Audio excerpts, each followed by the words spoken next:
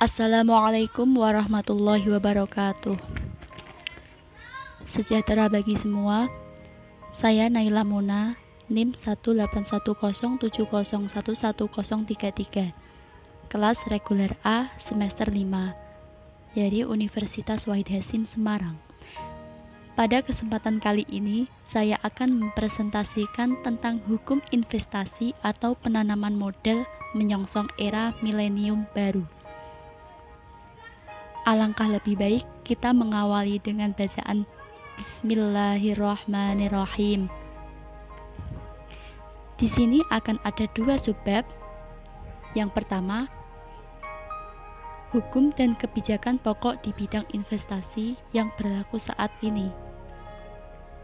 Yang kedua, perubahan lingkungan strategis dan pengaruhnya bagi perkembangan paradigma baru dalam bidang hukum investasi atau penanaman modal.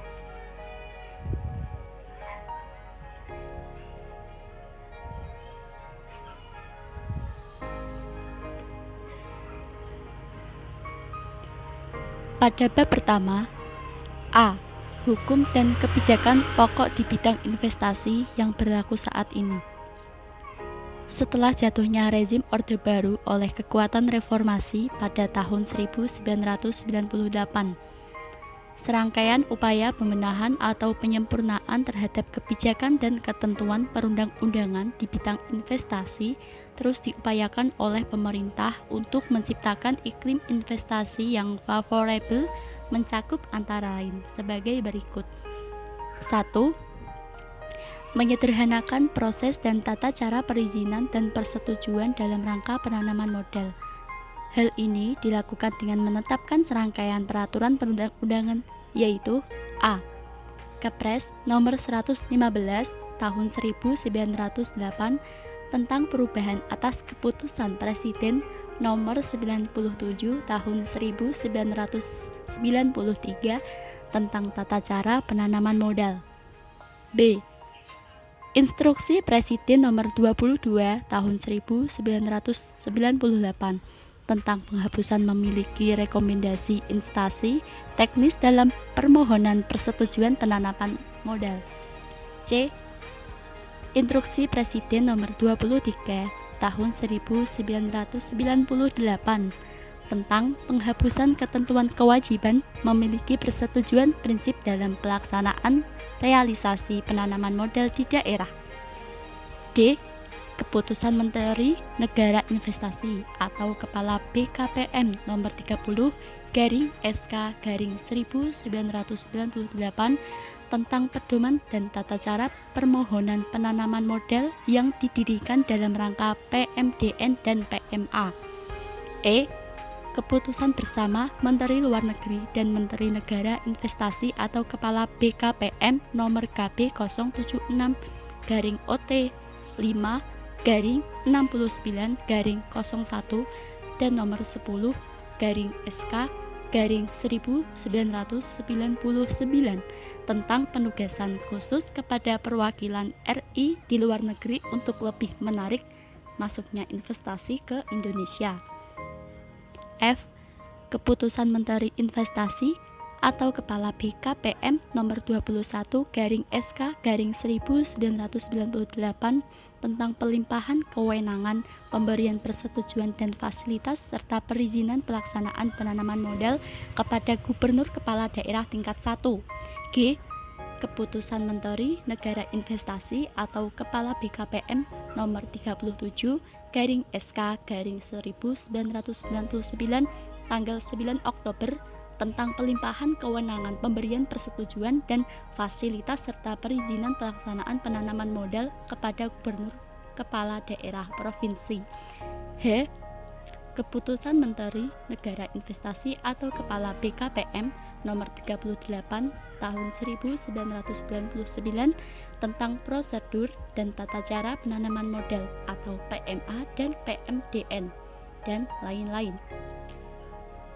Poin yang kedua, membuka secara lebih luas bidang-bidang yang semula tertutup atau dibatasi terhadap penanaman modal asing. Nah, Kebijakan ini antara lain dilaksanakan dengan cara mengevaluasi secara rutin dan terus-menerus daftar negatif investasi atau negatif list yang disingkat DNI.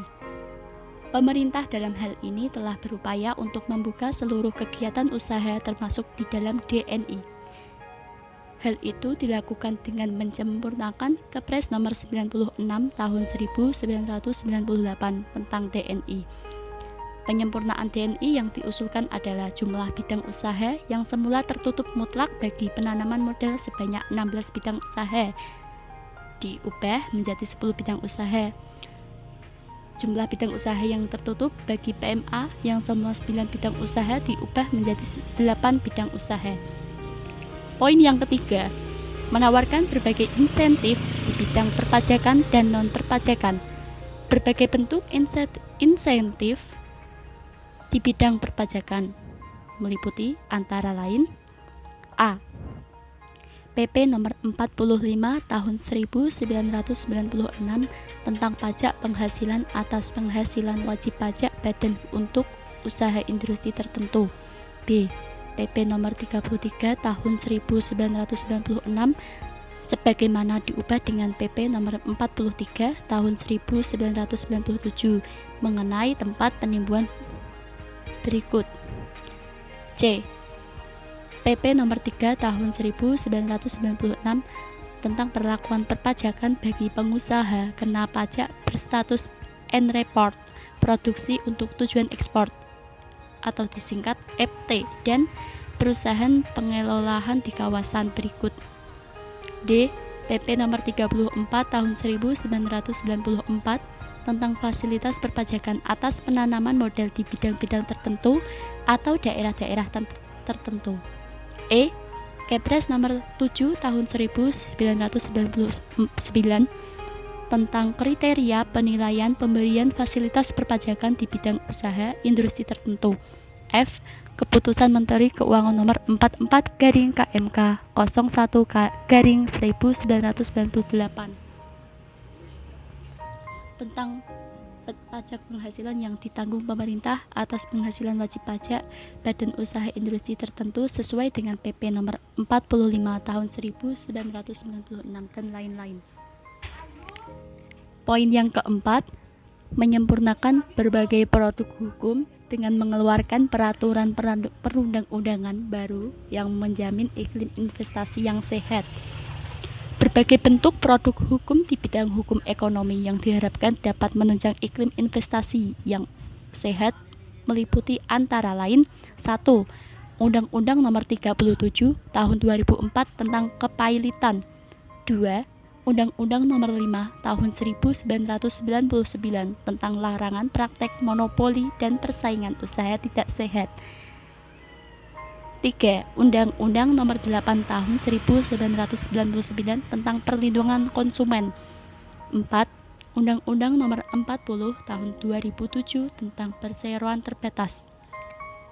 Pada poin 5, menyempurnakan proses penegakan hukum dan penyelesaian sengketa yang efektif dan adil dalam rangka menegakkan supremasi hukum serta mendapatkan tata cara penyelesaian sengketa. Pada poin yang keenam, meningkatkan pengakuan dan perlindungan hak atas kekayaan intelektual sebagai berikut.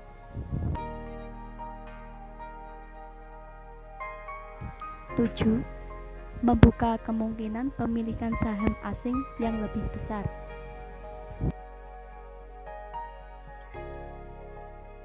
8. Menyempurnakan tugas, fungsi, dan wewenang instansi terkait untuk dapat memberikan pelayanan yang lebih baik.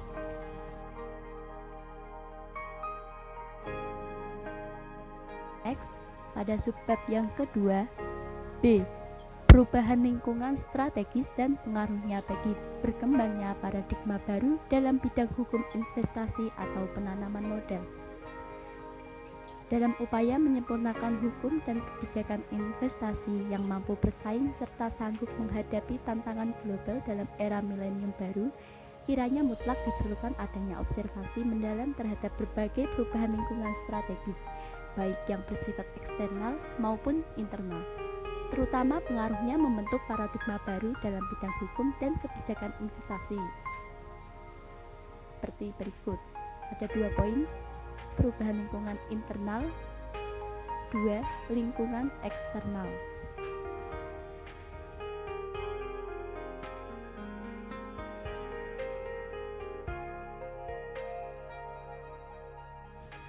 Sebelum mengakhiri presentasi ini, saya Naila mengucapkan terima kasih. Wassalamualaikum warahmatullahi wabarakatuh.